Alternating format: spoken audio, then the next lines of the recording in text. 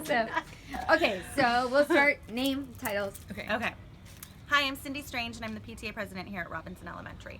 Hi, I'm Gina Hummel, and I'm one of the cool chairs here at Robinson Elementary. When We just had a shoe drive, probably, I want to say, the end of March into April, so before our spring break, and a little bit when we came back from spring break.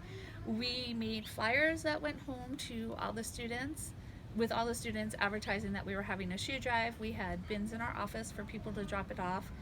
Some people did come and drop it off in the bin, but we were trying to encourage one location, just so we could easily sort the shoes from any clothing that came in.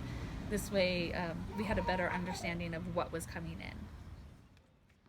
With the shoe drive, the students brought flyers home to their parents, and then in the mornings, they would come and bring the shoes to the office, or if they had an early activity at school, they'd bring the shoes and just drop them off at the office, or bring them to their teacher and say, I brought these shoes in, can I go drop them off? Some teachers rewarded their kids with classroom points, and so that encourages the students as well to say, hey, sure, we can bring something in to help out the community, and they're still getting something in their classrooms. Our community did a lot of drop-off, actually, especially over spring break, since our office was locked.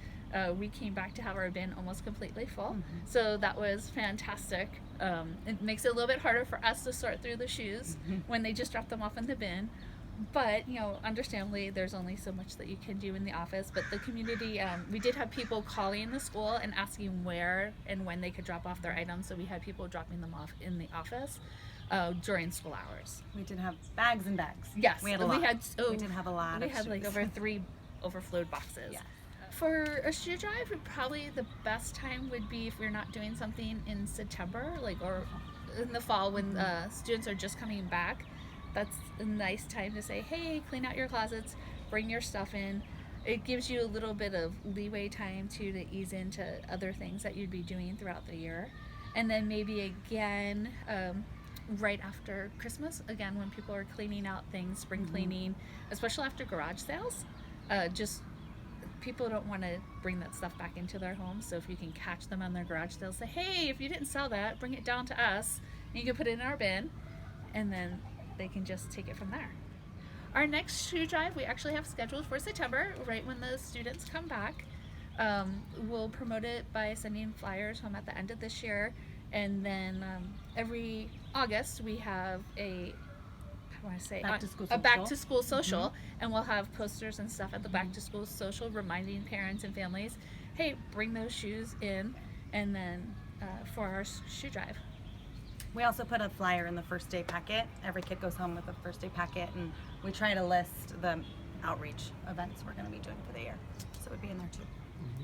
Next time we'll probably need a couple more bins.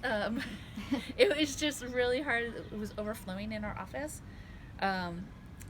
Planning wise, don't do it on your kinder orientations, because then you're overflowing as people are trying to come in and register for newcomer students coming to register. But we just made sure you put it out on your Facebook page, your PTA newsletters.